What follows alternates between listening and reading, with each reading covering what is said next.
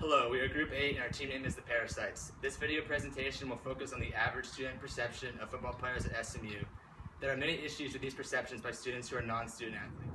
First off, let's objectively define an SMU football player. One of our group members calculated the racial demographics based on the current football roster. According to this roster, nearly 60% of the 100 or so football players are African American. Thus, it can be said that African American SMU football players outnumber football players from other races. Now that we've defined the race of the SMU football players, let's see how the NCAA defines student athletes. A direct quote from the president of the NCAA states that student athletes are students, they are not employees. Thus, according to the president, the NCAA defines SMU football players as primarily students over their athletic labor. So the student over the athlete. Yeah. Hello, my name is Abraham Wong. This is Derek Longoria. He's an SMU student football player. And we're here at Gerald Ford Stadium. Tell me, Derek, what's the average life of a SMU football player?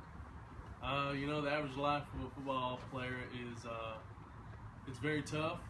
I mean, as you can see, just being out here, it's a privilege, not a right, to play football here at SMU. It takes a lot of hard work and dedication. I mean, we're up here at 5:30, 5 o'clock a.m. and we're here for treatments and then lifting and then class and then meetings. You want to eat. Sometimes you don't have time to eat. You just got to skip a meal and then go on about your day and get ready for practice. Student athletes, football players in particular, we have to have 8 hours of study hall every week. And just for football related activities, we put in over 50 hours a week, which is more than a person who works a 9-to-5 job. So I mean, 50 hours a week, then we have 8 hours of study hall, and then studying afterwards. We go to the library. People pull all-nighters and they don't get any sleep. Then we have practice the next day. You're expected to perform at your highest level. On and off the field, so we have very high expectations in the classroom. We sit in the front row. Our professors report back to our coaches on our performance in the class, and if we're doing bad, then we get the consequences, and we have to just take them because it's our fault if we aren't performing well. And I mean, we're student athletes, so student comes first, and then the athlete. But it's very tough to be a football player, and it's a lot of fun. But if it was easy, everybody would be doing it. And as you can see, there's only about 100 people on our team, and they're putting forth the hard work and dedication. And we're excited to be here. Hey, pony up. In deviant exploitation of black male student athletes on white campuses, Komandara verifies this. According to his research, student athletes have the primary purpose of representing their school and winning. As a result, this sets them apart from other students, reduces their academic interest, and promotes rural conflict, all of which contribute to poor academic performance. Thus, the student athlete in real life has the primary purpose of athletics, yet is defined to have the primary purpose of a student according to the NCAA. Due to the restrictions and requirements on their time as an athlete, their NCAA-defined purpose as a student suffers. Thus, from these findings, we can define SMU football players as a group of student athletes who consist of more African Americans than any other race. According to the NCAA, SMU football players must prioritize their education over their athletics. However, these football players may not be given the time to achieve their full academic potential.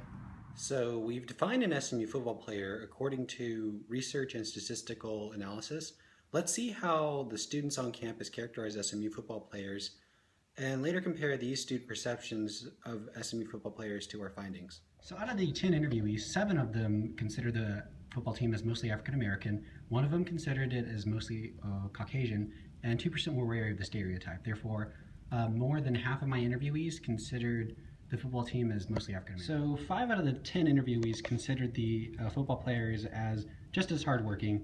4 of the 10 considered them generally lazy or academically unmotivated, and then you had 1 interviewee who was wary of the stereotype and didn't want to make a judgment. Thus, though not a majority, a considerable number of people do consider SMU football players as lazy or academically unmotivated. Aaron Goffman defines stigma as any characterization of a group or a person that deems these people as socially deviant as a result of an undesirable stereotype.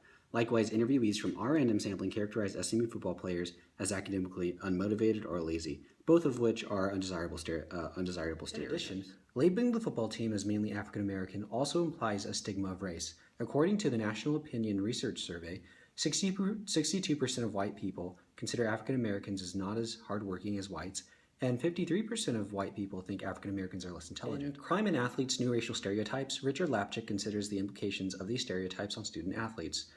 Lapchick states in his publication that Caucasians tend to think black when they consider major sports such as football. By extension, Lapchick implies that characterization of African Americans may transfer to the characterization of student athletes because Caucasians characterize student athletes as predominantly African American. Our random sampling, which consists of students from a predominantly white university, SMU is 75% Caucasian. Our random sampling also perceives the SMU football team as mainly African American.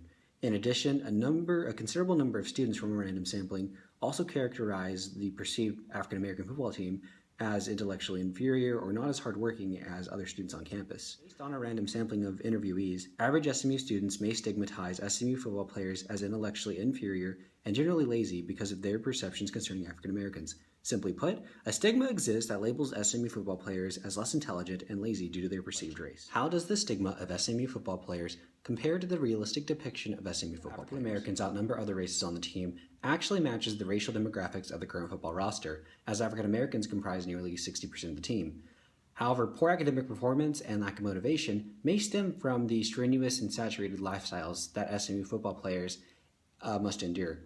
This is starkly different from the stigma placed on SMU football players that characterizes them with poor academic performance and lack of motivation based on racial stereotypes. Comes to the conclusion that the stigma of race causes this discrepancy between the perceptions and reality of SMU football players in terms of academic motivation.